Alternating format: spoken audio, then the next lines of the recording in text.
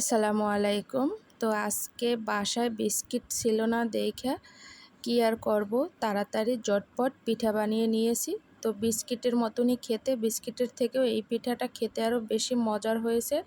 কারণ যেকোনো জিনিসই বাসায় তৈরি করলে সেটা খেতে কিন্তু সত্যিই অসম্ভব মজার হয়। তো গুঁড়ো দুধটা আমি পানি দিয়ে গলিয়ে নিয়েছি। এরপরে আমি চিনি, লবণ আর একটু এলাচ দিয়েছি। তো গুঁড়ো দুধের পরিমাণটা অবশ্যই একটু বেশি দিতে হবে। আর দুধটা যখন ফুটে উঠবে তখন আমি 2 চামচ এর ভিতরে ময়দা দিয়ে দিছি। ময়দাটা এরকম নাড়াচাড়া করলেই খুব সুন্দর একটা ডোতে পরিণত হয়ে যাবে। পানিটা যখন ময়দার সাথে খুব সুন্দরভাবে মিশে যাবে তখন আমি এই হাঁড়িটা তুলে তারপরে এই খামিরটা আমি একটা প্লেটে ঢেলে নিচ্ছি। আর এটা যতদূর সম্ভব হালকা গরম গরম অবস্থায় একটু মেখে নিতে হবে। যদি একটু শক্ত মনে হয় তাহলে একটু আপনারা পানি মিশিয়ে নিতে পারেন। তো আমি এর ভিতরে একটা ডিম দেব। এখানে একটা ডিম দিলেই আমার হয়ে যাবে, কারণ আটার পরিমাণ তো কম, সেই জন্য। তো আপনারা চাইলে দুটো একটা যতটা লাগে ততটা দিয়ে নেবেন। আর যদি মনে করেন হাতে লেগে যাচ্ছে তাহলে একটু শেষে তেল দিয়েও মেজে নিতে পারেন। তো আমি কিন্তু খুব সুন্দর করে এই আটাটা মথে নিছি। দেখতেই পাচ্ছেন যে আমার কিন্তু চারিপাশ থেকে তেমন ফাটে নাই, আর ফাটলেও সমস্যা নাই, ওটা ভাজলে ঠিক হয়ে যাবে। তো বেশ বড় সাইজের একটা আমি রুটি তৈরি করে নিয়েছি। আর রুটিটা এখন আমি এরকম কেটে কেটে পিঠের শেপে তৈরি করে নিয়েছি। এটা গ্লাস দিয়েও আপনারা কাটতে পারেন বা যে কোনো কুকি কাটার দিয়েও কাটতে পারেন। তো আমার হাতের কাছে গ্লাসই ছিল, সেই জন্য আমি গ্লাস দিয়েই কেটে নিয়েছি। এই পিঠাটা কাটতে আমার বেশ ভালোই লাগে। আর এই পিঠাটা খেতেও আমার বাচ্চারা বেশ পছন্দ করে।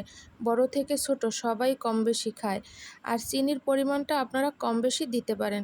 তো কথা বলতে বলতে আমার কিন্তু সব পিঠেগুলোই বানানো হয়ে গেছে। আর আমার কিন্তু একটা রুটি আর কি হয়েছিল বড়।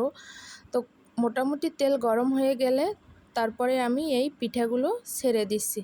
তো পিঠাগুলো কিন্তু ছেড়ে দিলেই হবে না, হালকা একটু নাড়াচাড়া করতে হবে, কারণ গুঁড়ো দুধ যদি বেশি হয় তাহলে কিন্তু সেই পিঠাটা লেগে পড়ে। তো সেই জন্যই আমি অল্প অল্প এভাবে নেড়ে চেড়ে দিচ্ছি। আর নাড়াচাড়া দেওয়ার কারণে পিঠাগুলো সব জায়গায় তেলের পরিমাণটা চলে যাবে, আর যার জন্য পিঠাগুলোও কিন্তু খুব সুন্দরভাবে ফুলে উঠবে। আমার কিন্তু এই পিঠাগুলো খুবই সুন্দর ফুলে উঠেছিল, আর খেতেও কিন্তু সত্যি অসম্ভব মজার হয়েছিল। তো পিঠে কিন্তু আপনারা চাইলে যখন তখনই বানানো যায়। এই পিঠা বানানো একদম সহজ। এটা কিন্তু চাইলে আপনারা পানির শিরায় ভিজিয়ে তারপরেও খেতে পারেন পাকন পিঠা হিসাবে, যেটা আসলে আমাদের বরিশালের মানুষরা খেতে বেশ পছন্দ করে। তো আজকে আর পাকন পিঠা বানালাম না আর কি, চিনির শিরায় ভিজালাম না, শুধু শুকনো তৈরি করেছি। তো সেই জন্যই আমি আটাটা সেদ্ধ করার সময় পানির সাথে আর কি চিনি দিয়েছিলাম। চিনি দিলে হয় কি, পরবর্তীতে আর চিনির শিরার ঝামেলা থাকে না। তো কথা বলতে বলতে কিন্তু আমার পিঠেটাও ভাজা হয়ে গেছে। দেখতেই পাচ্ছেন পিঠের কালারগুলো কিন্তু সত্যিই খুব সুন্দর হয়েছে।